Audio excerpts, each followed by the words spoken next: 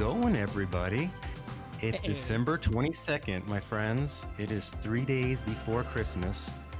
Brent, my beautiful companion, how you doing over there, buddy? I'm doing good. Yo, what up, Caden the Flash? Good to see you in chat. Yeah, I saw that. I'm not here to I'm not going to let them just creep on by, bro. I'm going to roast these people. We have, I'm going to Get try 'em. this name again. I'm going to try this name again. You ready? I can't fucking say this. Just don't yell at me. Here we go. Tazentakis 30? Is that it? I hope I fucking got that right. I don't think I did. His real name is Tayson. Tayson, is that how you say it? Tayson, yeah. Look at It's that. Tayson and Caden. They're Tayson my and little Caden. nephews. Hey, guys, how's it Oh, going? I'm glad they're here. What's up, boys? Nick, it's December 22nd. You already So did you said get that. all your presents? You got everything all ready to go, bud? Oh my god! Do you want to hear about the nightmare at my house for presents?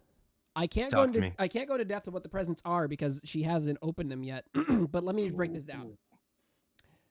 I have 3 things to give to my wife. 3 things, 3 items. That's it. 2 of them she already knows about. 1 she doesn't. The Okay. first one I ordered for her that she really, really wanted, the ship date wasn't going to be until like February. I was like, no, fuck that. So I had to buy another one. That was supposed to be here on time. That thing is not coming now until the 28th. The day it was supposed to be delivered, they're like, oh yeah, no, we're going to be late on that. So I'm like, oh my God. I ordered her the other thing she wanted. It gets here today, right? It's a sweater. It's just a plain black sweater. She wanted a podcast listen, sweater. Crystal. And all it was supposed to have on there was the podcast little logo. And it was just a plain black sweater. That's it. So I literally have one thing to give to her on Christmas Day, minus her stocking stuffers. It has been a fucking nightmare for gifts in this house. For me, personally. Crystal is all set up. She already wrapped them up. Everything. She's good to go. And I am a horrible piece of shit. It's awful. And I Well, hate Brent, it. we all know that stocking stuffers are easily the most important part anyways. I feel like gummy worms are the best stocking stuffer, so I intend to buy a fair amount of those. And maybe, I don't know, what else do you get? Chocolate? But we don't really do chocolate. Like, what the fuck else am I supposed to buy? First of all, gummies are good for your joints. Did you know that? I actually didn't, but I'm glad. Yeah, I guess there's some kind of thing in there there's some kind of chemical or whatever mineral. I don't know, but it's good. It's what they use for your joints.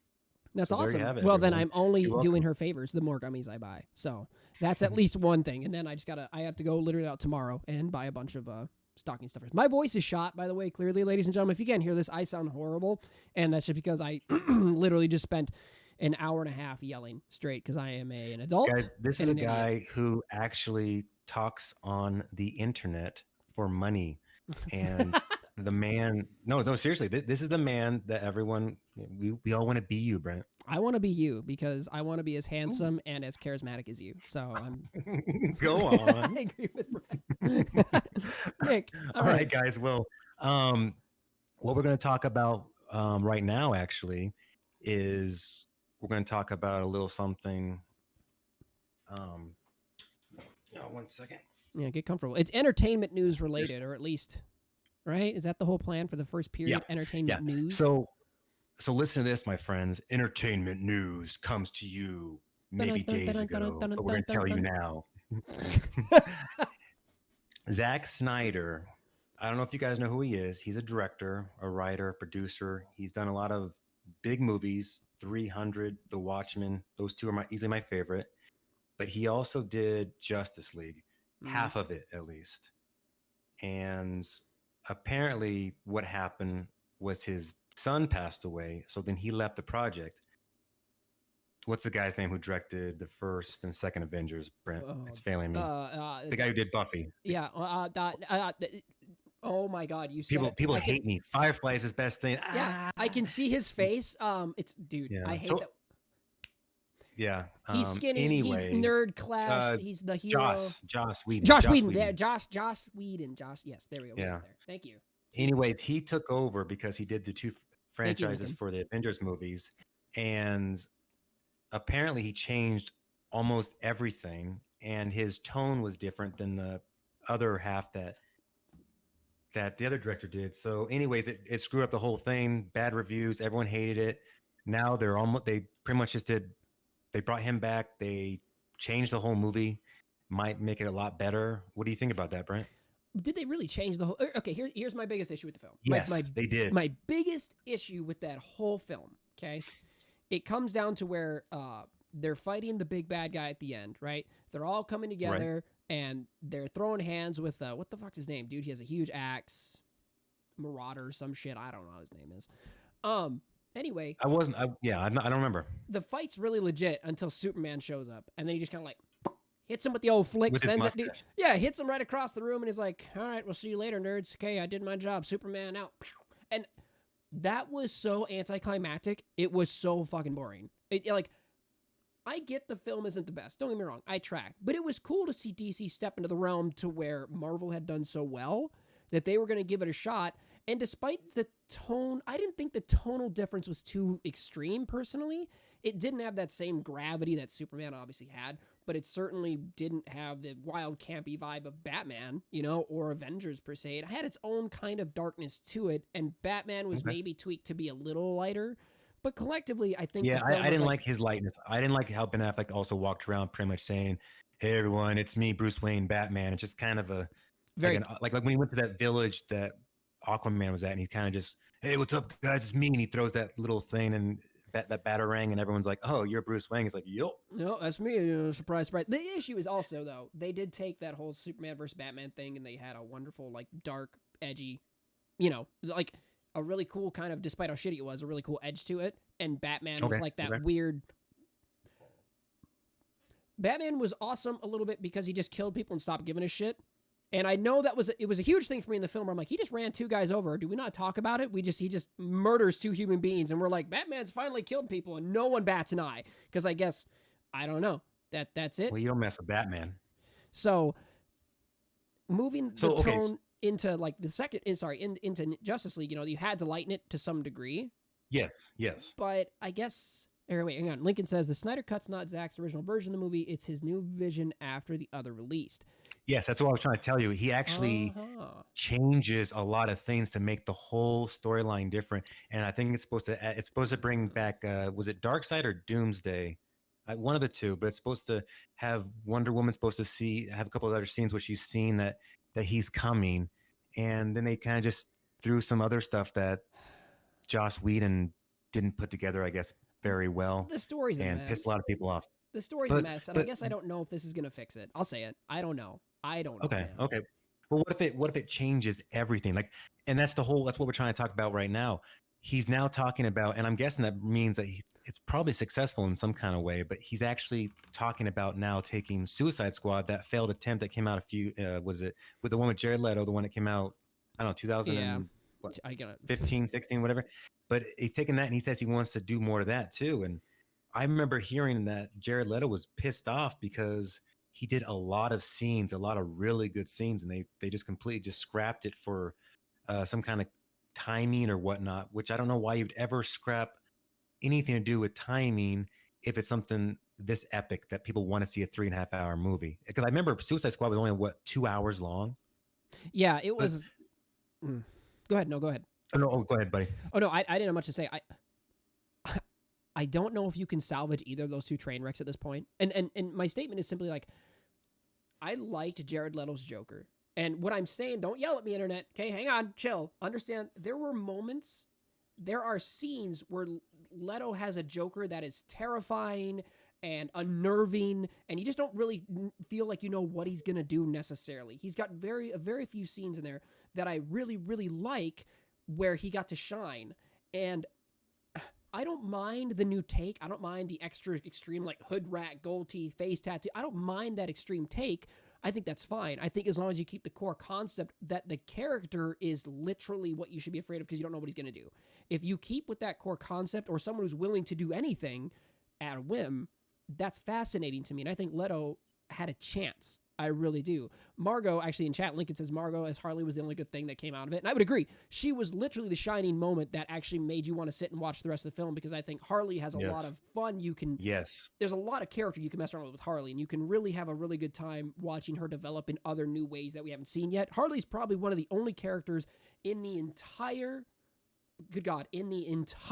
DC universe right now where you can have something fresh and make it feel okay. If you have Harley absolutely abandon the Joker on just the grounds that he's a piece of shit and she realizes it, you could have that happen and you could actually as a person enjoy watching that journey easily. Well, you could do that. They showed that in Birds of Prey, and in my opinion, it was just trying to show a narrative just to show pretty much that men were pigs. So I wasn't a big fan of that, but I still like even in that Birds of Prey movie, which I wasn't a fan of the narrative, what they were trying to accomplish, because we're not going to get into the politics of that. But I still thought she was great, but everyone else around her, it took me out of the movie because they were just all just saying pretty much like, "Screw you, man," I and liked it's it. just whatever. I liked watching Birds of Prey for the Okay. heroin like vibe, like the idea that it was a Oh, I don't mind genuinely that focused part. on the heroin I don't mind vibe. that part. Yeah. And I do also agree with like that Birds of Prey was so fun to watch. And we're not going to dive into this film that much, but it is just it's important to note this sits with me a lot. I am an action junkie. When you're going to show me a superhero movie, when you're going to show me an action movie, what I expect wide shots. I expect like track shots. I expect steady but constant watching what's going on in the film, right? I want to watch the scenes unfold, and I want to watch particularly the action scenes very clearly. I don't like close-ups. I don't like all this where I'm supposed to feel the impact. No, just give me what's happening on the goddamn screen. And that If you, film falls really apart. interesting. Oh, dude, it drives me crazy. And that film falls apart at the very end. When you watch the entire funhouse fight scene, it's like a bunch of 10-year-olds jumping on trampolines, and it doesn't look impactful. It doesn't look it doesn't look unique. It just honestly to me looks like a really choppy, corny scene. I get it. I get why they did it. I track. I track thematically how it sits. I get the feeling of it. So what if they took that movie and they said, "Hey, we get you guys like the first 3 quarters of this movie. It's the last quarter we know you don't like. So what we're going to do, even though it's already been put out there, we're going to bring it back, edit it the way you want, bring it back to you. It's going to be a much better movie." Would that screw up the whole process of what the art is in the first place, or would that make it better? Scrap them. I'm sorry. Don't go back. Okay, if you make a shit film and then you go back and try and turn a turd into a polished turd, I still hold in my hands, good sir, a turd. No matter what you do, unless you reshoot the whole Not, film. I say not always. Yeah, reshoot, but yet reshooting is the thing. Or what happens a lot of times is studios, they start trying to put their own mouths into it and saying, "Hey, actually, I don't like the way this is going. So how about you listen to us?" And then you find garbage movies like Alien 3 or Fantastic 4, because what happens is someone's telling you no, no, no, and it's destroying your vision. And then the next thing you know, you have this bunch of colluded bullshit that mixed together by a bunch of executive people who aren't talented, and it's garbage. So I don't know. What do you think? I think that's an executive issue, and I think that's maybe outside the realm of perhaps what we're yelling about. And I think, and I'm only saying that because like we can dive into why the film was bad. We can go all over why the film was bad, right? We can dive into this person lost vision, this person had vision, this one didn't have anything, this was great, that was. But collectively, if we take the film as it stands, in my opinion, if you're going to give me, let's say, perfect example, Lord of the Rings is a great film as it is. As it stands, if you go to the theater and watch Lord of the Rings 1, 2, and 3, just watch them, you'll have a great time. You don't need extra content because the film is good in its natural state. Now then, hear me out and listen. Don't shake your head because you're not. If you put the extra I'm content immature. in, Go ahead. no, if you put the extra content in, it's only better. It's only a better film with more scenes now because we get more development that is already there. We get handed more stuff because it's good. We want the good stuff. We want more good stuff. That works. Now, if I give you a shit film and I say, here's a piece of shit, but here's more shit in that piece of shit, what you're going to say is, hey, these new scenes were nice, but in the total, since it doesn't drastically shift the entire tone of the film or change it that much, if it's still the same story with a little more exposition, you're going to go, okay, that makes a little more sense, but it's still a turd. And that's why I don't think that's the case. Let them shoot something new. What about Brent? Have you seen, like, for example, the 2003 Daredevil and then the director's cut afterwards? The one with Ben Affleck? Yes, sir. Uh-huh. I didn't see the director's cut, I'll admit. See, and that's what I'm trying to say. One is garbage, and then one was, I'd say, like, the theatrical version was probably a 6 out of a 10, 5 out of 10, and the director's cut was probably an 8 out of a 10 because they added scenes in there that made the characters much more polished. I will have to watch it because that I find my fascination with like old Marvel films hard to change them. I would be very impressed if that was able to change my stance on this. I'd have to see a film that did it first. Any film I've seen so far that's just added extra content is either a great film that I want extra content to, or I don't care. Snyder's so good, right?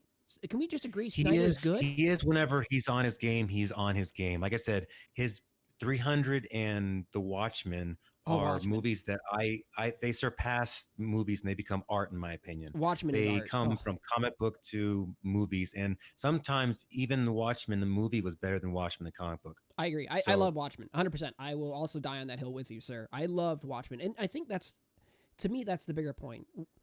I get what you want to do.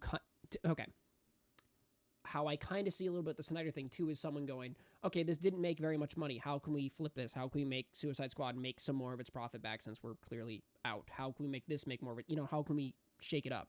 Snyder, do you want to do something with this? Maybe we can re-release, get some cash flow back into this thing, tack your name on it. I would rather see Snyder go, okay, look, these were really bad. Let me do something new with my vision. Let me build something new.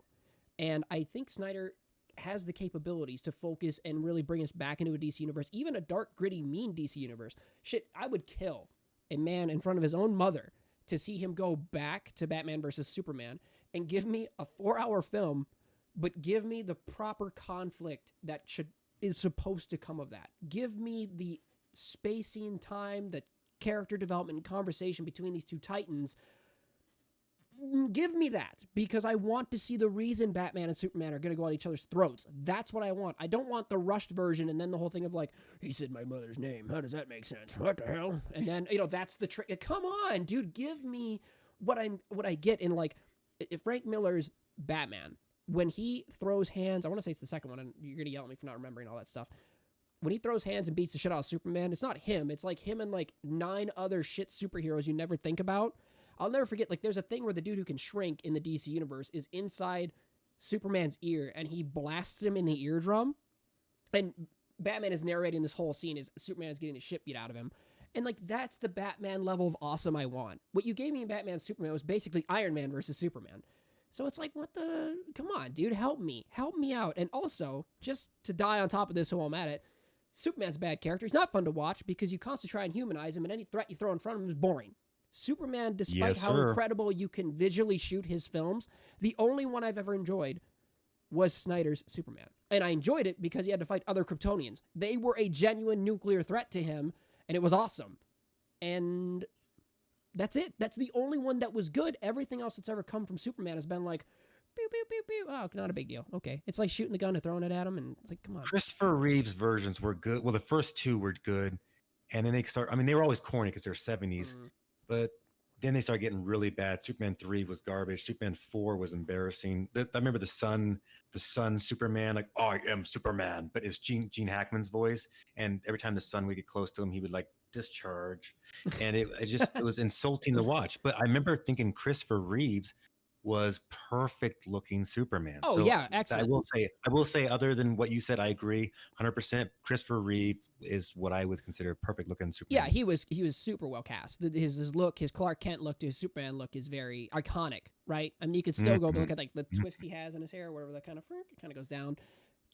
Yeah, you're right. I would totally agree with that. I just think we need more. And actually, I think this is kind of neat because I want to hear your thought on this, Nick. So in chat, Lincoln says, we didn't have any context as to why Batman is the way he is in Batman vs. Superman. Again, we should have had a Death in the Family movie first. What do you think about that? Could something prequel to it, like a Death in the Family, or something that hardens Batman, that gives us at least a background to like, oh, he ran those guys over because he's fucking done. Like, does that make sense? Yes. Well, the problem, and with Lincoln, is that Lincoln? Yep, Lincoln 88, the homie. Lincoln. I like it, buddy. I really don't know how they're going to do it, but they've never done that correctly where they have shown, like we talked about this a couple episodes ago about Batman. I told you, and I know Christopher Nolan, I mean, I wish he would direct a Star Wars movie. I wish he would direct almost every movie. I love his style. I love his attention to detail. But one thing he didn't do a couple things about Batman was he didn't allow Batman to go through, in my opinion, as much emotional stress as you think it would take someone to literally want to turn themselves into a bat. So I would like to see a little bit more of like a Batman that's little crazy. Yeah, I'm with you on that. I also wonder, and this is just my own personal like prick or poke with Batman films. Here's the thing. It's like when I see Spider-Man. I've heard the Batman story 100 times. I get it. Parent shot in the alley, emotionally upset. He's unhinged, has a lot of money, goes learns some kung fu, come back, Ninja Man. Everybody starts getting it. I track it, but it's the same thing. Where like, you know, when I watch the classic Spider-Man film, I know Ben gets it. I know that's gonna happen. I'm here. I'm with you. Just give me like the Edward Norton Hulk movie intro, right? Point A to point B to point C. It's all in the intro. I see him do the little kind of callback to the TV show, the gamma radiation, all that stuff. You give it to me because I've seen it all, and you do it in a concise way where I get it. Give me that with Batman. I'm good with more character development. I'm good watching Robin eat shit, and all of a sudden Batman snaps completely. Great, I'm good. That needs to happen. That needs to happen. Exactly. Give me that, We and need that's to a show fine them story. fail. Like I said, yes, like James Bond, like when we talked about how he failed his first couple missions and like get his ass kicked. I am tired of seeing all like Rey from Star Wars. That character destroyed everything holy about seeing someone suck, go through hell, build, climb, become. You know, and you don't see that at all with certain characters these days, and it's disgusting. But then, luckily, we have shows like Mandalorian who does build it slowly too. So I don't know. Mandalorian did great. We can yell about that. Mandalorian. I'm gonna put that in the. I'm gonna put that You in the put that list. in a hat. By the Put way, that in the freaking hat. I would talk about Mandalorian all day. But okay, Mhm. so collectively, I think, and this is where I stand with this whole thing with Okay, talk to me. If he's gonna do it great, that's fine. I think it's a waste of his time. I think just let the man write something new in the universe. Give him time, give him money, give him energy and whatever. Let him build something new. Let him once again put his hands into something unique and special that he loves and just call it good. Let him do that instead. I get it. I would love to see a great version of Suicide Squad because it had moments I liked. I'd love to see a great version of Justice League because it had moments I liked. Do I think him putting his hands in down, adding scenes and all this other stuff is going to do it? I don't. That's how I feel. I think move him on to the next project. Let him really go in the DC universe again and dive in and give me something I'm not expecting.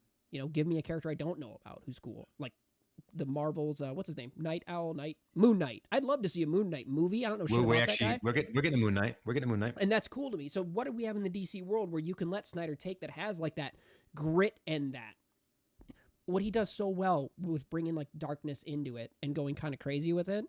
Let him do that with something dark, something that's going to make me care. So when I watch 40 minutes of a character, Lobo is like a cool option, but Lobo's kind of corny and crazy though. Sorry, Lincoln said Lobo in chat. But at the same time, that's a character. Is that the big old guy with like the eyes? Yeah, he's like the response to Punisher, who's like a space bounty hunter. Yeah, he was there. Ultra violence. But that's a really good option though. But I can see an intense, dark, mean film and let Snyder do that. So then when they're like, hey, we have another DC film coming out, Snyder's involved, I'm going to go, really? Is that what it is? Comparatively to, all right, Snyder's going to put his hands in the old Justice League, and I've already lost interest. That's where I'm at.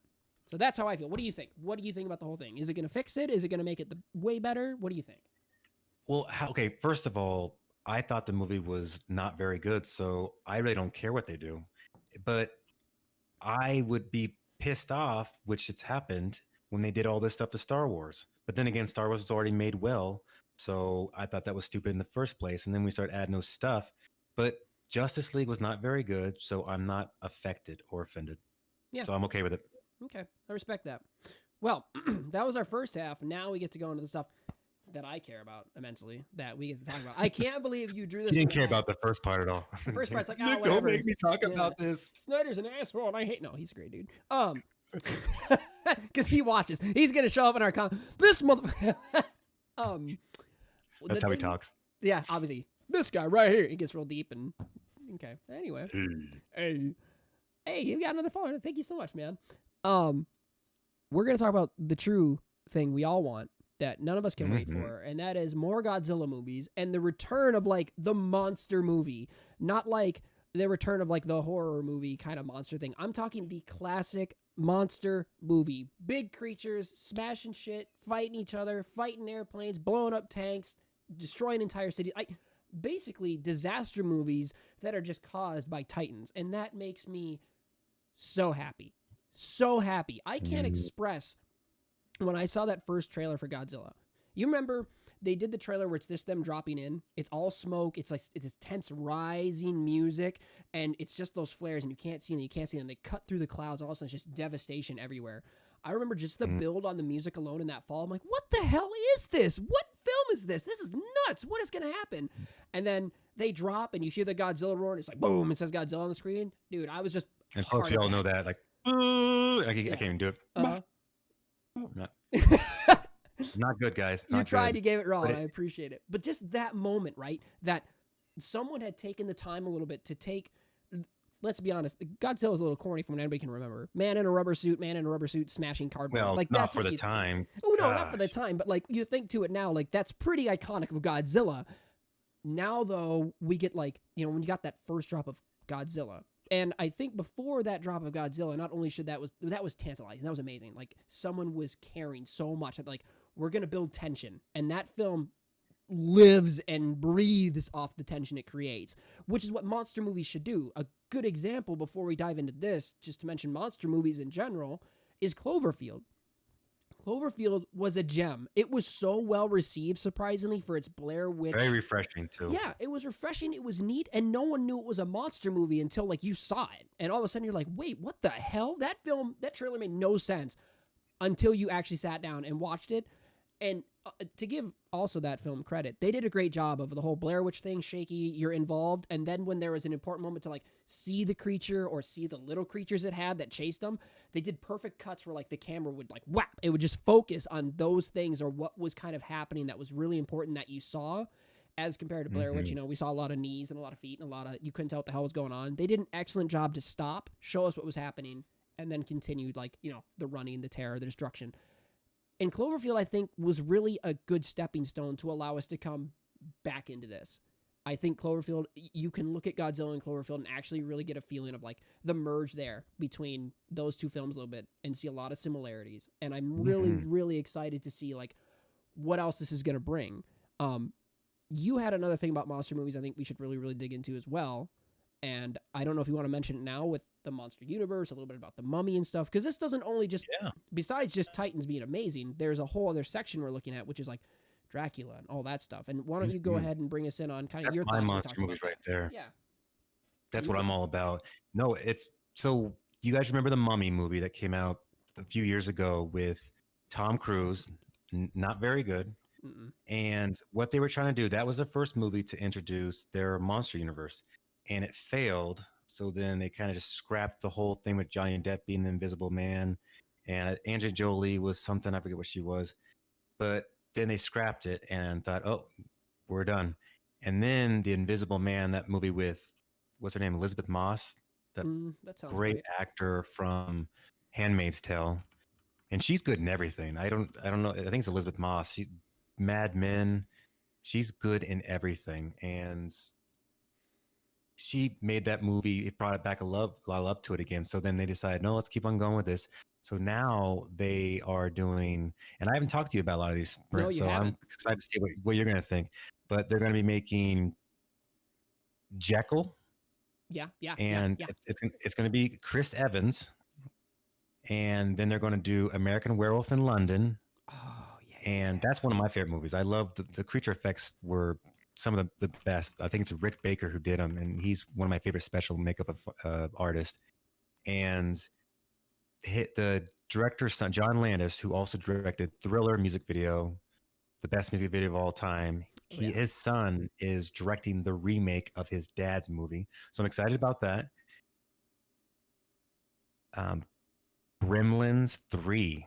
Okay. Now this one, I'm excited about it because a lot of people thought the second one was not very good, but I thought it was just wacky and silly and so much fun. And the third one's supposed to be dark and twisted, and I'm okay with that. I think it's great. I think it's cool that feels revigorated because of all this. I think Gremlins is not necessarily on my radar, but I love, and I told you, sorry, the League of Extraordinary Gentlemen. That film is not a great film. It was horrible, first of all. Yeah, it was very, very Baby Yoda got stolen. But I like the ideas behind it. I like the ideas in it. I like watching all these fantastical urban kind of Victorian era legends come together, right? And I am more than happy to sit down and watch cool monster-esque stuff. Dr. Jekyll, Mr. Hyde, yes, please. Give me something like that. I admit that's a film I feel like can really go off the deep end very fast, can really fall off the rails of just being a gore horror kind of thing, of course. But if you do it with the time and care that the character should take of a man really struggling with that split personality thing, that he has going on because of what he's done, that's fascinating to me. That's a cool thing. I will always remember the scene in Extraordinary Gentlemen. It's the mind. Yeah, where he talks in the mirror to himself. Like, that's the stuff. I love that stuff. I love an internal conflict of two. Yes, I was gonna say that it's the mind. You're having that back and forth with yourself, and you're like, you're good and you're bad. And this is kind of what communicates to us as human beings. We're always having the good and the bad on our shoulder, and his is an actual, literal transformation of good and bad. So Yeah. I love it. So I think that's awesome. I think there's a lot of this that has a really good chance to bring some new kind of fresh blood to these. What do I want to say here?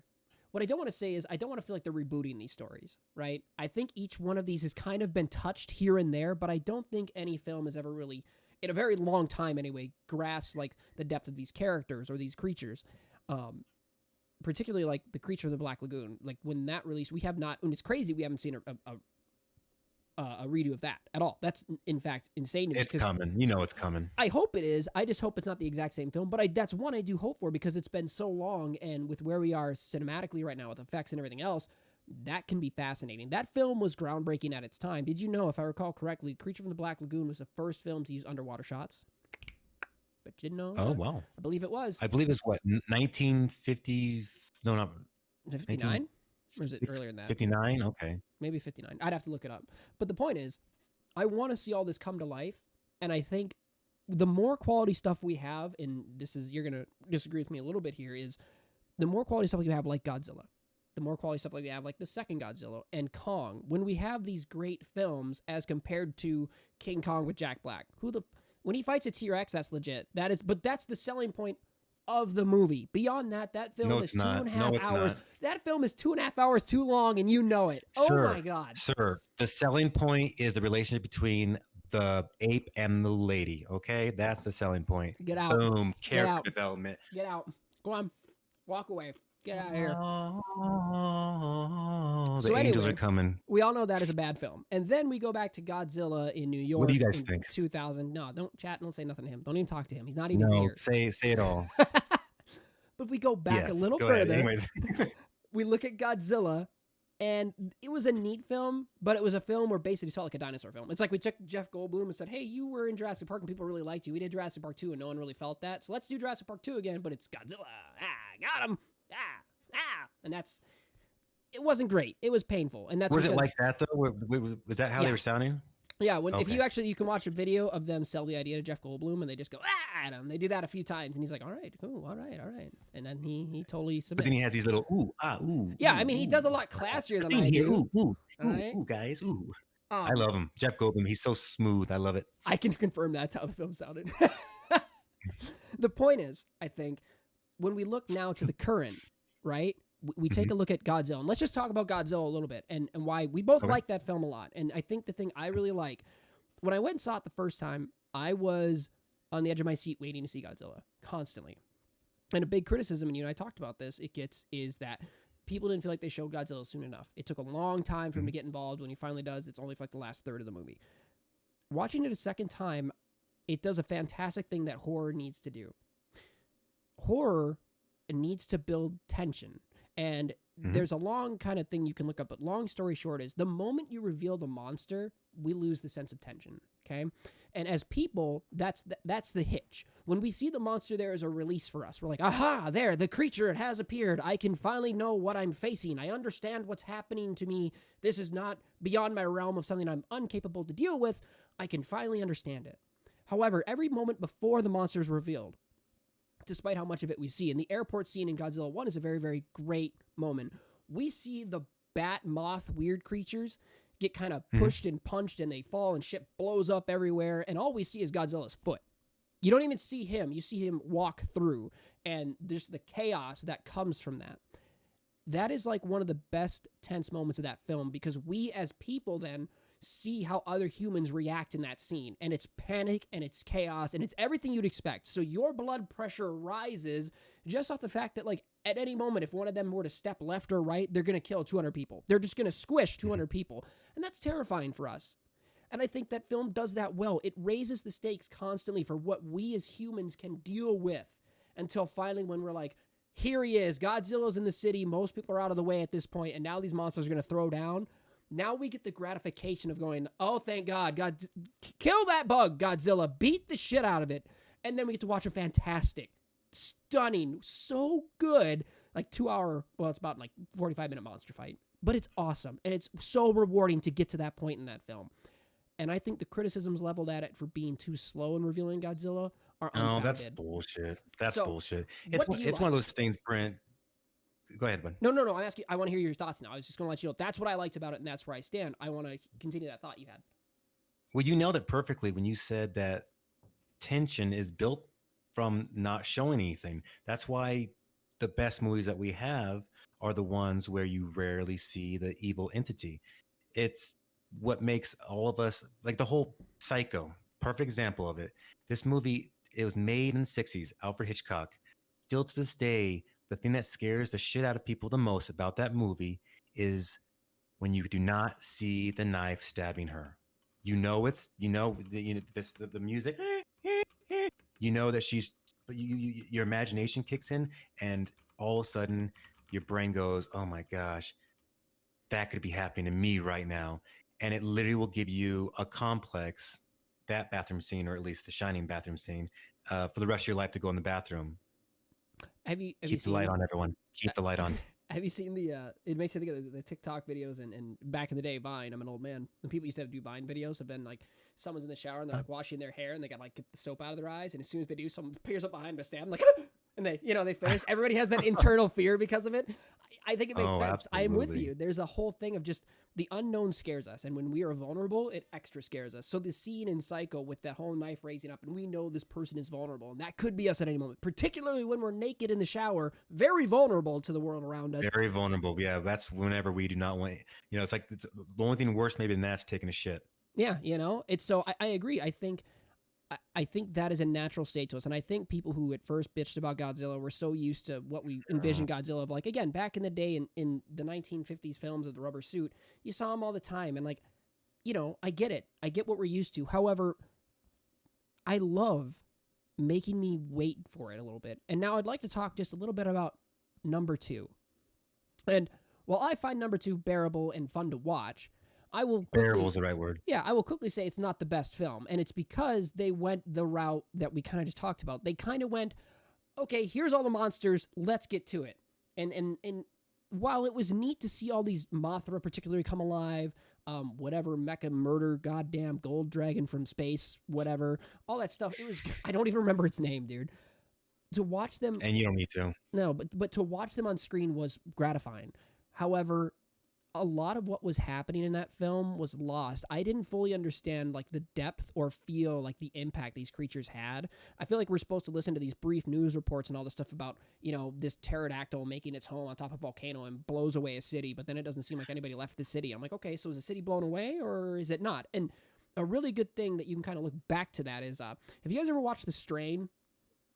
You should watch it. I watched the first season and a half. So, and then you'll know what I'm talking about when I say this. In The Strain, all of New York is supposed to be going on like a lockdown. It's supposed to be basically post-apocalypse. They can't leave their homes. Everybody's sick and vampire-y and all this other crap.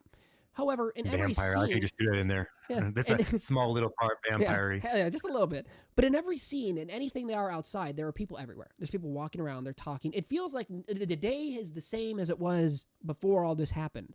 And so I couldn't keep watching it because I couldn't stay in the fantasy that they were living in like this place that was kind of being overrun with these vampires spawn everywhere, and no one could figure out what the hell was going on, and it was very, plague-esque.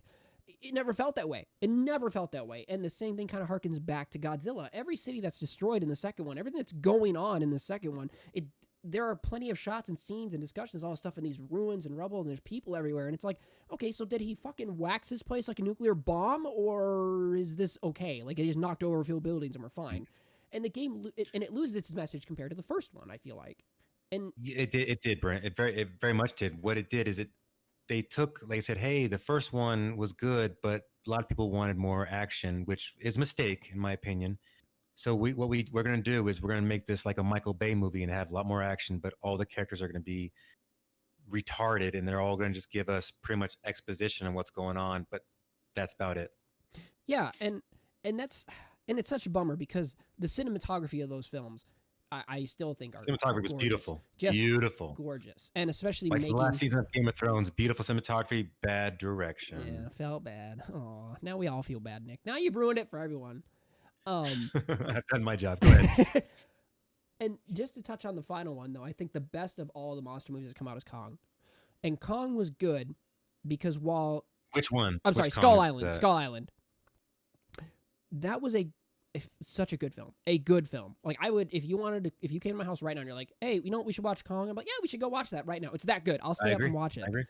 And I think what really sells that film is because it is kind of it is not only the setting, the Vietnam vibe and like the idea of war eternal between man and not animal per se, but just man, the concept of war, and it kind of transcends this large thing of monsters fighting and that's at war and all this other crap. But the point is Yeah. they take a perfect backdrop and they take you out of the backdrop and then they put you right back in it, except instead of now the Viet Cong in that war, all of a sudden they're just trying to fight and stay alive on this wild island that has 9 foot Instead of tall. Viet Cong, it's King Kong. Yeah, and they're just trying to survive like 9 foot tall, crazy, fucking spider monsters. They're trying to survive all this crazy crap, these weird skull digging snake like critters with arms.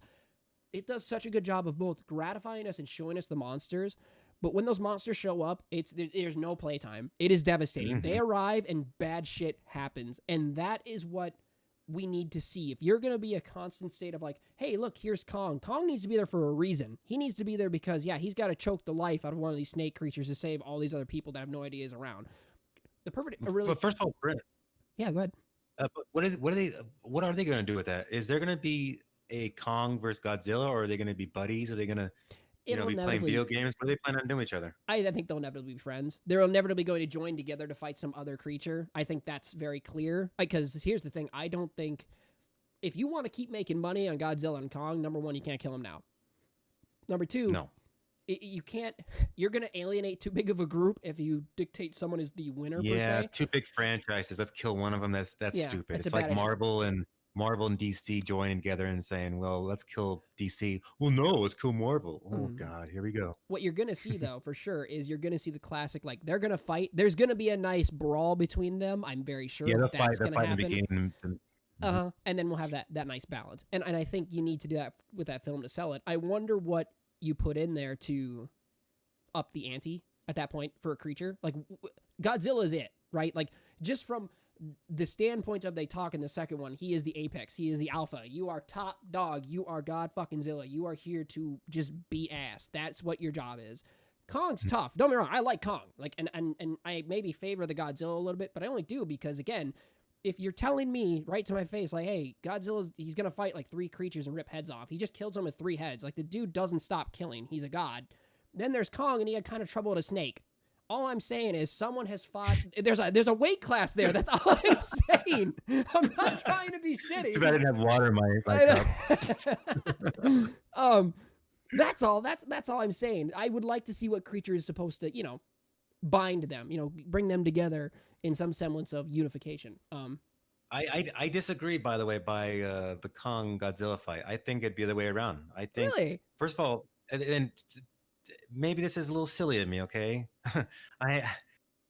But if you brought them back to being their normal size, wouldn't a gorilla destroy an iguana? Is that what it is, an iguana? Well, yeah, but he's not just an iguana. He's the king of the lizards. I don't understand what you don't get about this. I don't. He breathes blue lightning fire or red if he gets hot. Kong's name is King Kong. It's literally in his title. So Yeah, but don't you try to play King favorites. Don't sass me. I'm tired of this sass. I hate it. This is my least favorite thing we've ever done. I hate everyone. I'm saying Kong definitely has a fair chance. I'll bite. I just like it's just I think the idea. So will he. I guess so. I think the idea of facing them against each other will be fun, but I don't think it's what we want. Like we cried for it in Batman vs Superman a little bit, but really, if we had done a little fight between Batman and Superman, and then Apocalypse showed up and just grabbed Batman and broke his legs, I think we'd all go, oh shit, we need to handle that situation. That's way more important. Then they become buddies over conflict, and I'm cool with that. But that didn't happen. They just, whatever. I'm so mad about Martha. that. So bad. But Yeah. anyway, I want to hear your thoughts on between the last two films we talked about because I talked a ton.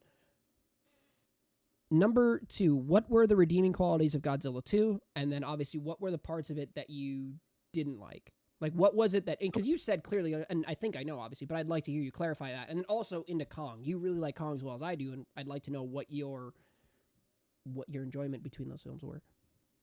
I like, what was the second part you said? I just want to know why you enjoyed them for Kong and for Godzilla 2.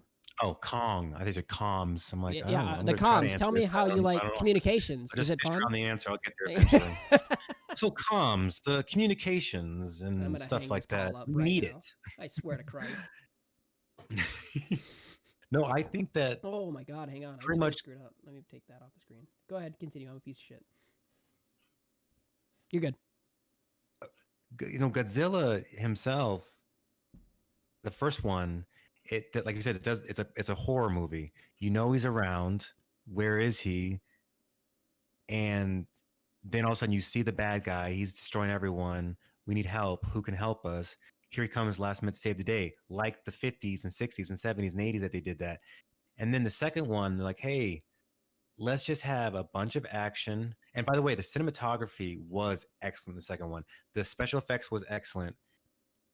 The Godzilla and the other monsters looked beautiful, but the acting, I think Millie Bobby Brown, the Stranger Things girl, she was probably the best job. Oh, she was great. But like I said, yeah, she was great. But all these great actors in the movie were all just pretty much saying like, "Hey guys, this is happening right now." Okay, now that's the end of us. There's no human struggles to the point where we could kind of like say, "Oh, I understand what they're going through," and that's making me like really not want anything bad to happen to them.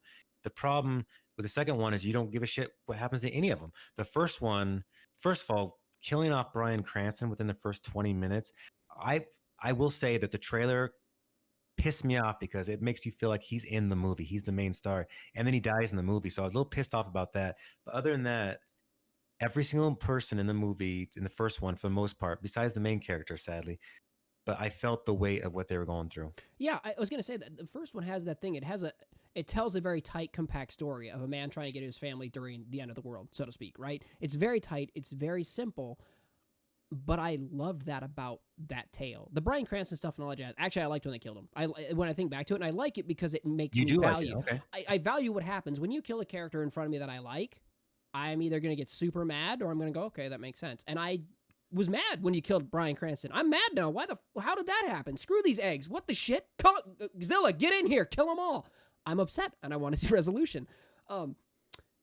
What I think is fascinating about that nice, compact, tight story about the soldier just trying to get home is the lengths he goes through. And I think anybody, I'm not a father, but I think anybody who is a father, who has family or someone they desperately care for, can at least understand, but like I could see you can empathize with the situation, with the story. You want him to get back to them. You want them to be safe so he can get back to them. And at the same time, literally the world is falling apart around them.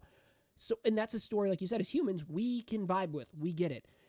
And like you just, number 2, there was this large overall eco message about, save the world and everything else, which is great. Save the planet. Let's be better people. I track. However, I don't care enough because, like you just stated, every character is boring as shit, and I have no attachment to any of them because it felt like they did a real logic thing where someone was like, logically, we have to do this. Humans need to be wiped out. The only way to do it, obviously, is to use giant monsters from the past to kill us all. Okay, that makes sense. That's the math. And then there's Millie Bobby Brown screaming in a closet, and I'm over here crying and having a panic attack because I can't get to that character to help her. And yeah, she's amazing, but like you just said, everybody else makes no sense. The story you can track mentally, but collectively its delivery is very either heavy-handed or just poorly done, and I'm not even sure which it is. It's just, it wasn't good. So now then tell me about your Skull Island. Tell me what you enjoy about Skull Island and why that film sits so warm with you. Well, first of all, I will say with the Kong, the Jack Black version, I think Jack Black wasn't very good. I like Jack Black. He's great. I like him in everything, but trying to take him seriously, it did not work for me.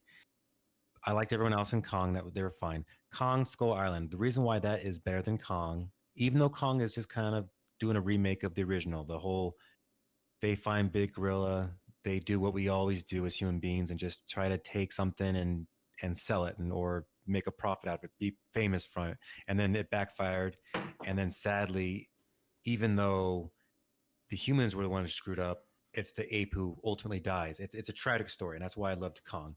But Kong Skull Island was a little bit of that, but then also a lot of action too. And then characters, like you said, that were put in an era. Vietnam War, for a lot of people, is probably considered to be the most disgusting war we've ever had. It in terms of just the craziness, the PTSD that people come home from. World War II, all these other things, we were all considered to be like these honorable heroes. Vietnam War was disgusting, and so that war itself is very interesting to me. And seeing that envelop into these characters, where these kind of situations, like they said, they're afraid a little Asian girl might run into him with a bomb and blow up. But now that's not even the biggest problem. The biggest problem is there's a big fucking monster trying to get you. I mean, I loved it, and I loved it. Was very scary too at times. Whenever it made me like scared, like actually like, oh gosh, I'm scared. That creature's scary. He's gonna. Oh, he got him. He got him. Oh yeah, he's getting him too. He's still getting him. He's chewing on him. He's chewing on him. I loved it, and it was effective. So I loved it for that reason. Yeah, it did. What about you, bud? I agree with your entire statement. I think, and I touched on this earlier, the backdrop of Vietnam and showing there's a juxtaposition there that I can't find the right words for, but there is a perfect layering of the Vietnam War and that entire message of people are terrible and we are violent, evil creatures. And then there are these other violent, evil creatures just by nature, just by being existing alone. Those snake things were they were wicked mean. They just killed shit. They didn't care.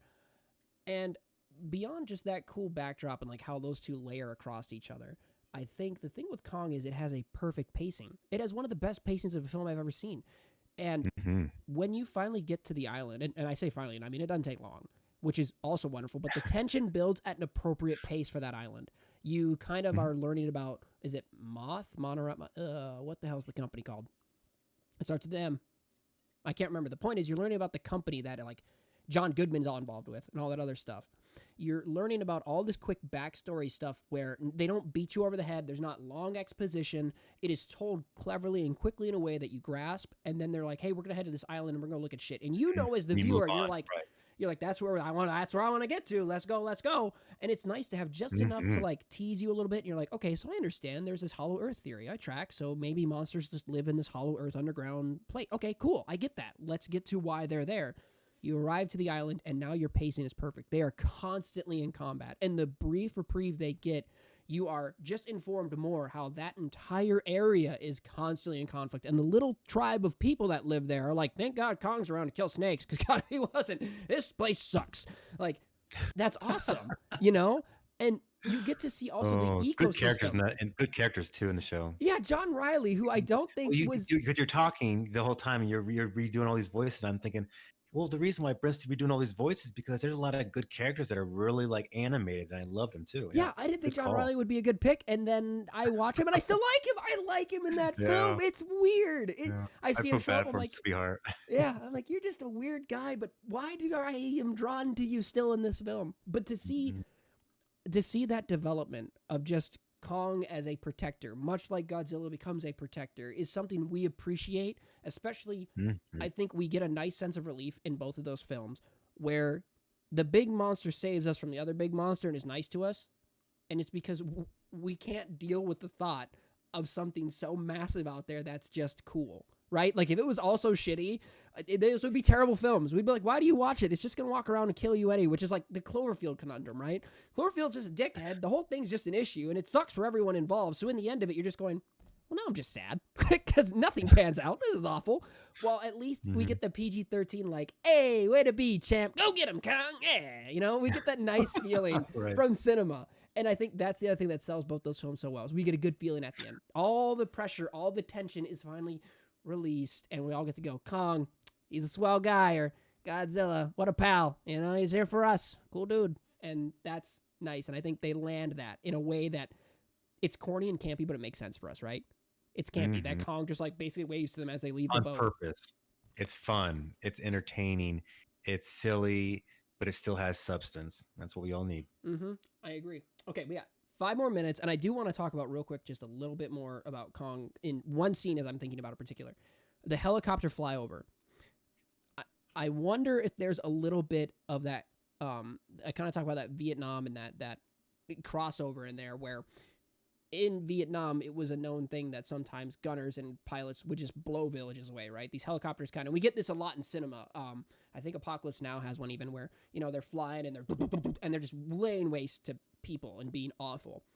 And I think it's a cool kind of turn of the thing that they're flying and we have that same cinematic shot. We have CCR playing in the background, all this stuff's going on, and all of a sudden a fucking boulder just smokes a helicopter. It's gone. Like, done. And when they turn to fire back, it's like slaughter reverse. They get absolutely annihilated. And I wonder if, and this is me just asking you what you think, if that's a direct, like, an intentional thing they did in the film to say, Vietnam was really shitty and we were really, really shitty. Well, here on this island, in this place, it does it. We're dead. Kong is the copter and we are the villagers. Like, I don't know. I'm wondering. Brilliant. I mean, first of all, why would it be a bad idea to make a movie to say, hey, let's make some Vietnam elements in this, and it's going to look more gritty, more realistic, in your face, and all these things are going to accomplish that like stomach ache that we're feeling, and we're like, oh gosh, oh gosh, oh gosh. So I would say you're definitely correct in that. Why wouldn't why like I said a little while ago, why would you not choose something like something scary, about as scary as a war can get, like that, where the warfare was just evil, where there was no rules and stuff, and but then all of a sudden you're throwing monsters in there too. No thanks, man. I'm done. Yeah. Okay, good. Good. Good. Well, look, we have, like I said, about 4 minutes now left. Yeah. Last yeah. week we talked about Sure. Cyberpunk. Have you had any other thoughts as far as Cyberpunk, Blade Runner, anything else? Does anything else sit with you in that that thought area idea process that you feel like you didn't get to yell about but want to just make an annotation of? No, one thing I've always wanted people to know though is Blade Runner, the Harrison Ford version, is excellent, but a lot of people need to realize that Blade Runner 2 is just as excellent, and it it literally took the first one and stayed with the same kind of slow pacing and character building, and it built off of that. And I heard almost nothing about this movie when it came out. I still to this day have not heard anything about it, and I find the movie to be, first of all, it shows in my opinion, a realistic portrayal of where we could be heading if we keep on acting the way we are acting. And it's showing that. It's showing these big old advertisements flash and saying like penis enlargement. And yes, that's what's going to happen because that's what we care about and stuff. And so I always love movies that are innovative like that. But I love it because it's dirty and gross. And people always assume that this future is going to be beautiful and we're all going to have long hair and beards and look like wizards. But I'm afraid it might look a little more like Idiocracy, or worse yet than even that, Blade Runner. So I don't know. I love it. I love the bleak world they put in, and yeah, I could talk about that forever, brother. I agree. As far as I think everything we covered, the game itself, as far as Cyberpunk went, and like that entire theme, I still think the game is fantastic. But I want to agree and hit home on your statement with the second Blade Runner movie. That movie, Ryan Gosling was the perfect pick. I'll say it. He has a thing with his performances, like in Drive. And is it Drive or Driver? Oh, Drive is easily Drive. his best movie. He has a thing about he can make a scene from basically a scowl, more or less. He can make a scene from just the physical stance he's in and how he looks. And that was fascinating to me. And Blade Runner needs that. When you do the Blade Runner, exposition doesn't necessarily help it by any means. We are supposed to feel uncomfortable and unsure in those films, I feel like. And you need an actor who can deliver that type of presence in a place like that, but you need to be able to read what you think he is thinking right then and there without him saying a whole bunch of stuff. The other thing I think is fascinating about the Blade Runner film, the most recent one, is it is one of the slowest burns, and I enjoyed the hell out of it.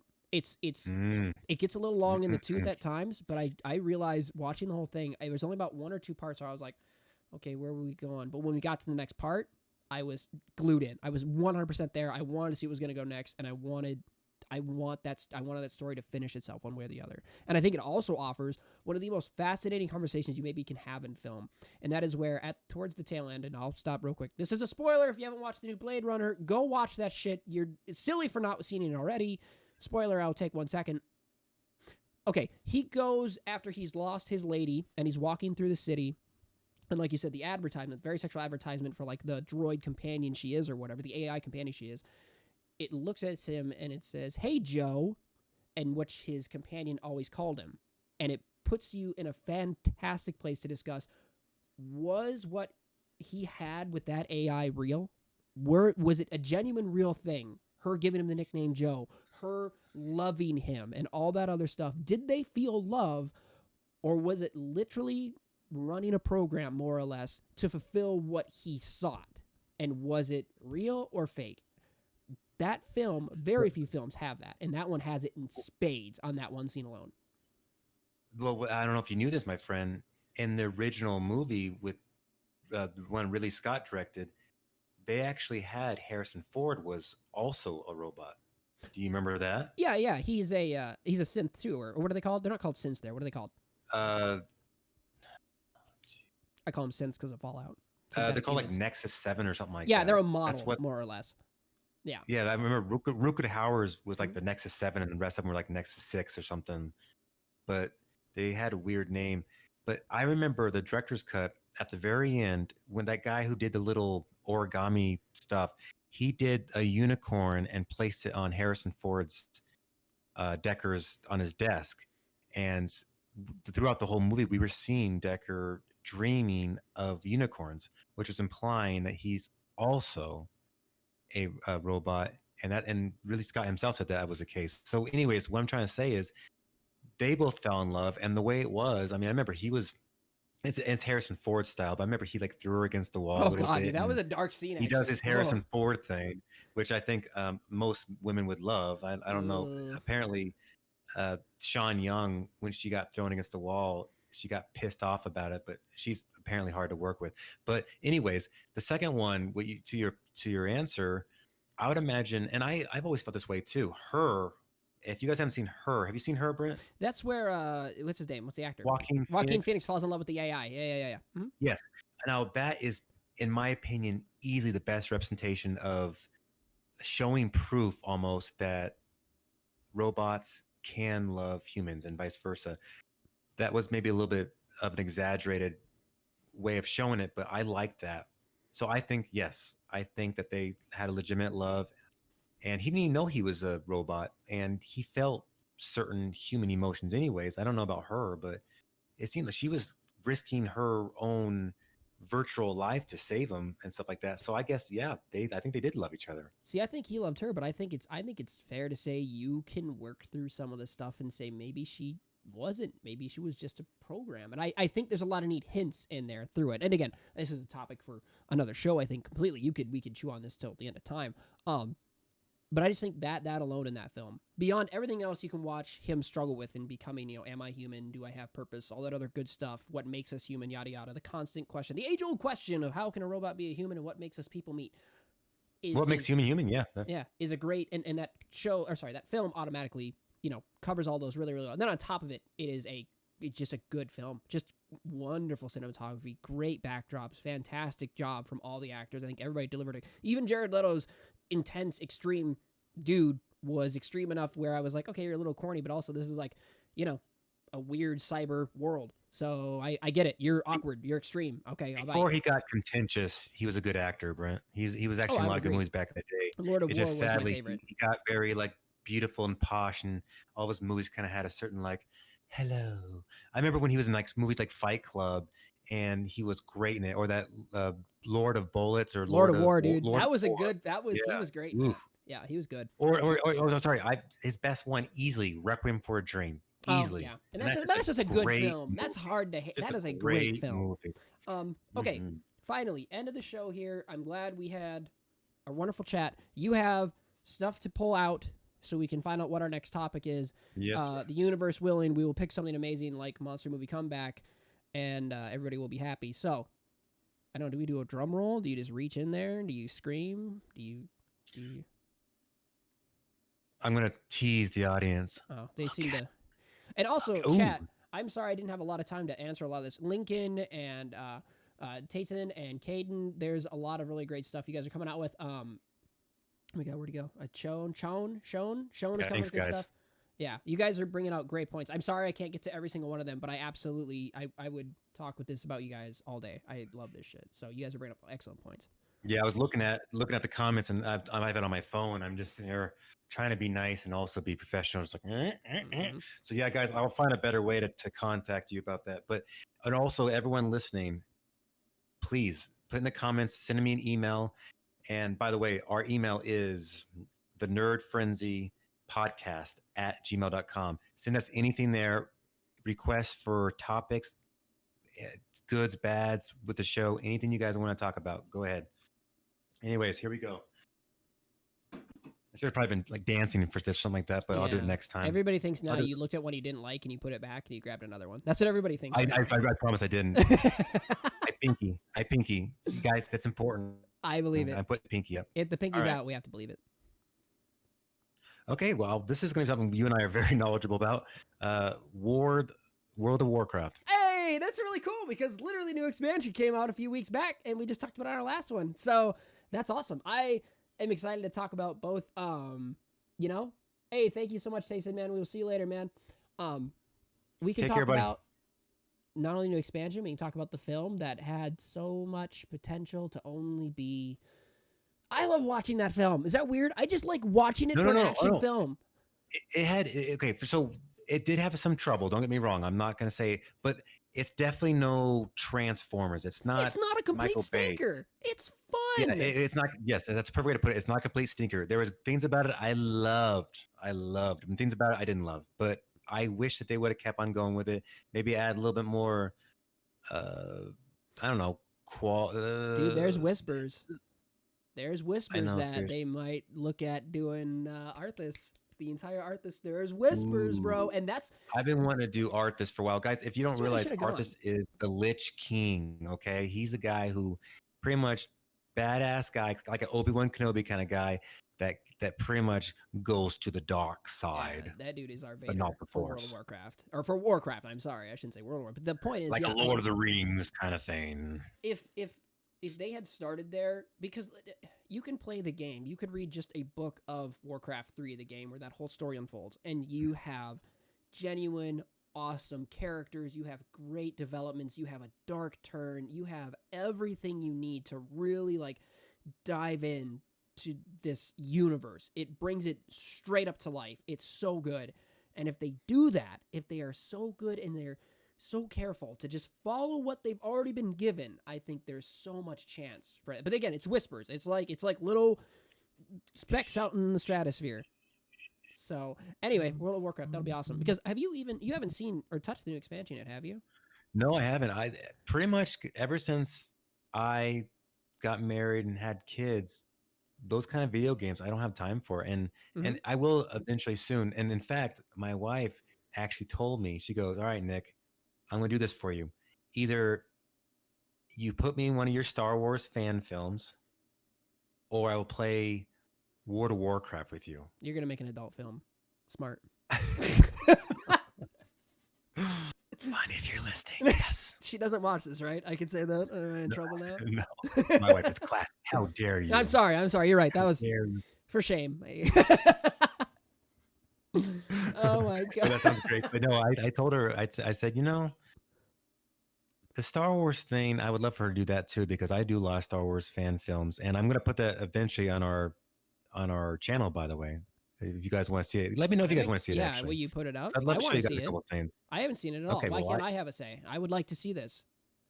Because I want you to see it with the world. This is horse shit. Whatever. Okay. Well, anyway, World of Warcraft next week, guys. Yeah. Just out of curiosity, and then we'll end the show. When did you stop playing WoW? Or do you remember what expansion you were in? I can tell you the year. It was 2017. 2017. That would be either. Legion or Battle for Azeroth? I didn't do Legion. End of Warlords of Draenor. Were Yeah, you I did like that back one in for time? sure. That's when you're in. Okay, yep. Lincoln's is end. I did the one where you kind of respecialize your whole dagger and all that kind of stuff if you're a rogue, and yeah, that's what I did. Oh, so you did Legion? Like you got a special murder weapon that was like huge and stabby, or are you talking? I do Legion. Okay, yeah. Well, yeah, it's fine. I was just curious. That's just okay. Cool. Anyway, we will talk about that next week. Nick, it has once again been such an absolute pleasure to sit here and talk with you, and I love doing this. I love you. I love getting to spend this time with you, and I love getting to pick your brain, even if my mind shoots off into 20 different areas and I'm trying to grab all these cats so I can tell you what I think. I Yeah, just I'll bring it back. I'll bring it back. Yeah, you do. And I appreciate you so very much for doing this with me, man. I really appreciate it. I'm excited to talk about WoW. Absolutely, my friend. Every single week, I get all giddy. I tell my family and friends, guys, I get to talk. And the cool thing that a lot of people don't know is you and I, we don't really discuss what we're going to talk about. We just we'll say like, hey, these are the topics, and then we literally just go. You know how hard that is? And Like, oh, on the call, when I get to the time, you're like, wait, this is what we're going to do. I'm like, oh, I have so much I want to say when you said all your words and they're stupid and I love them. Can I tell you what I want to? I want to do that so bad on the call. Like when you like hit me up the Tuesday up, it's so hard not to. Just want you to know I get that. it, my friend. I get it. All right, Well, man. I love you, buddy. And I love all you guys. The Nerd Frenzy podcast and the Nerd Frenzy podcast at gmail.com. Contact us with any topic or whatever you guys want, and we'll try to make it happen for you. We'll make your dreams come true. Oh, we have to do sex stuff now. Oh, man. All right. Thank you, guys. Okay. Fine, I will. You guys are wonderful. We'll see you Take care, later guys. on. Bye. You guys have a wonderful night. See you guys.